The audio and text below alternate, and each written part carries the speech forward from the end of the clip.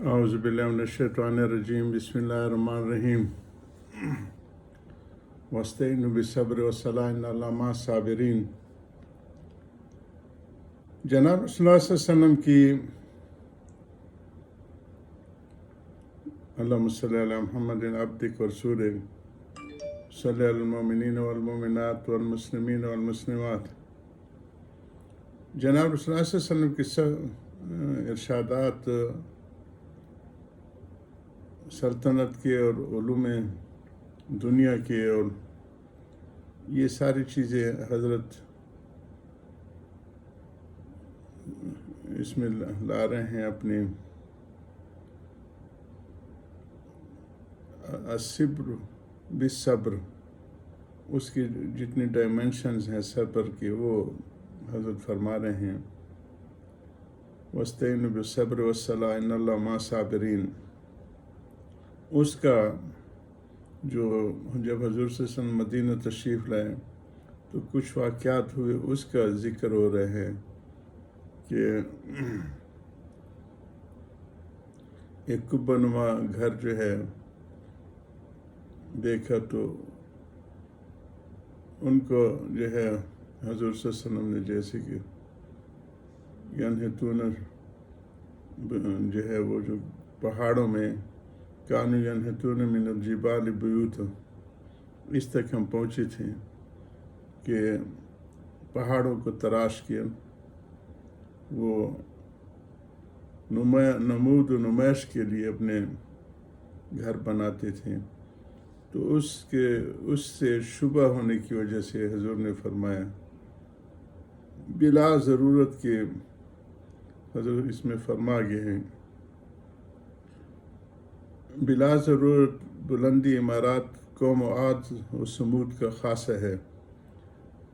اور وہ تفاخر کے طور پہ فخریہ بناتے تھے۔ تو اس تشبہ کی بنیاد پہ ناپسندیدگی کا فرمایا بلا ضرورت بلندی عمارت قوم عاد کا خاصہ ہے۔ سب نے اس سے لاعلمی ظاہر کی اور یہ کہا کہ اتنی بات تو ہوئی کہ حضور صلی اللہ علیہ وسلم تمہارے قبہ دار مکان کو ناپسند فرمائے۔ اتنا سنتے ہی وہ اپنے مکان پر آئے اور قبہ کو گرا دیا۔ پھر کمال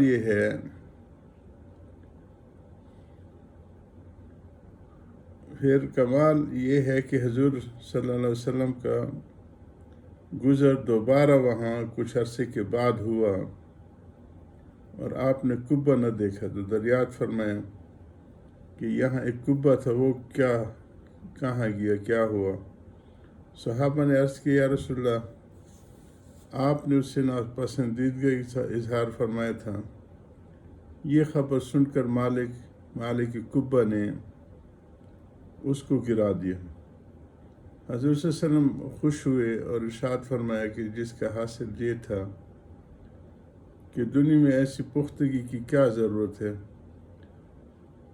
اگر ضرورت ہے تو پھر اس کی اجازت ہے، کسی بات قطع ارض کم ہو، پلاٹ اس کا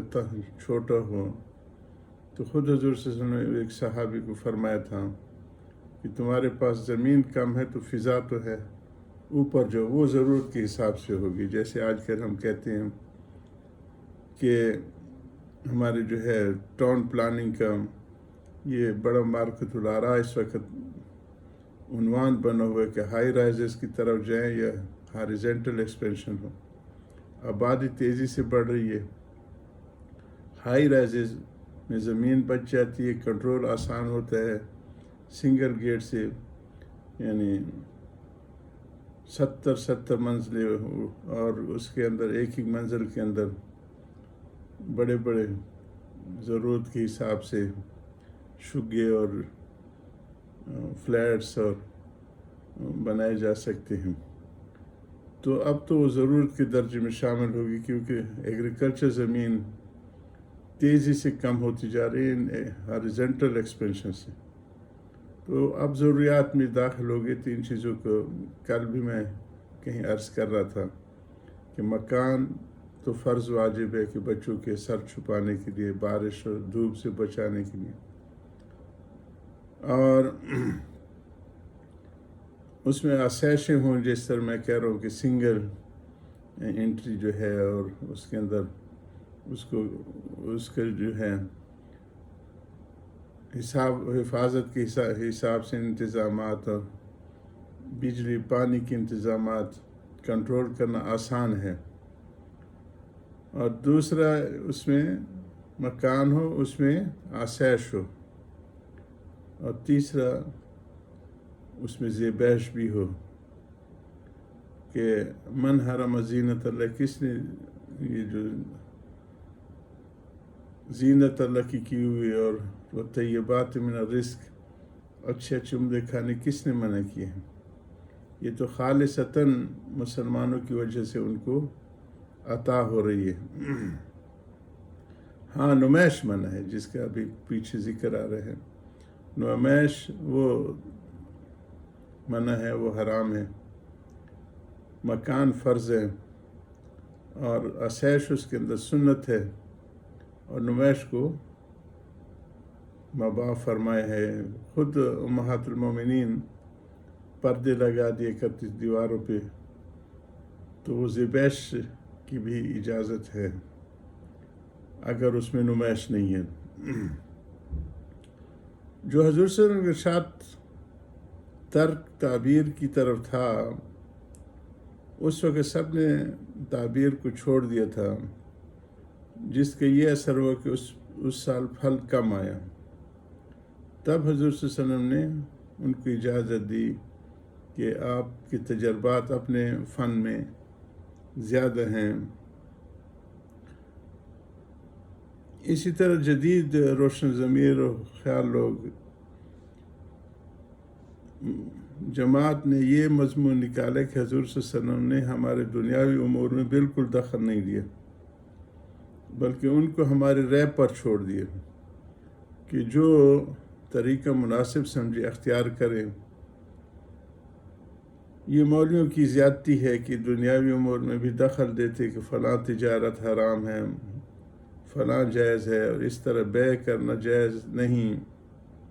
بیع فاسد کے آتے ہیں نا، اس طرح اجارہ کرنا فاسد ہے۔ یہ جو کھیت جو ہے نا دے دیتے ہیں، ابھی پھول بھی نہیں آئے ہوتے تو سال کے کرائے پہ دے دیتے ہیں، تو یہ میں کہتا ہوں کہ اگر انتم عالم بامور دنیاکم کا مطلب یہ مطلب ہے، تو کیا قرآن کی آیتوں کو جن میں ربا، سود، اکل اعمال بالباطل، چوری چکاری سے یا اپنا غلط مال کے استعمال، غلط جاہ کا استعمال کر کے مال لوٹنا قومی خزانوں کا، تو یہ سارے وہ حرام ہیں، فلاں جائز ہے، اور اس طرح بیع کرنا جائز نہیں، اس طرح اجارہ کرنا فاسد ہے، وغیرہ وغیرہ۔ میں کہتا ہوں کہ اگر تم عالم بامور دنیاکم کا یہ مطلب ہے، تو کیا قرآن میں آیتوں کو جن میں سود، ربا، اموال بالباطل، قومی خزانوں کو لوٹنا، رشوت وغیرہ کے حرام کیا گیا ہے؟ حضرت عمر بن خطاب رضی اللہ عنہ فرماتے تھے کہ جو سیاست کرے وہ تجارت نہ کرے، کیونکہ اس میں وہ اپنا اثر و ظہور استعمال کر کے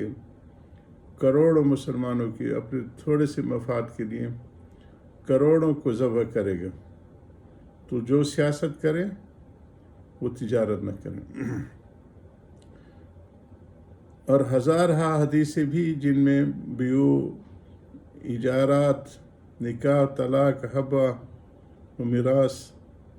کے احکام مذکور میں حدیث کی کتابوں سے نکال بھار کرو گے۔ اگر ایسا نہیں کر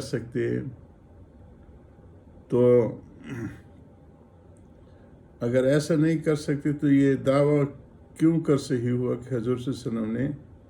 دنیاوی معاملات میں دخل نہیں دیا؟ معلوم ہوا کہ تم نے اس حدیث کا مطلب غلط سمجھا۔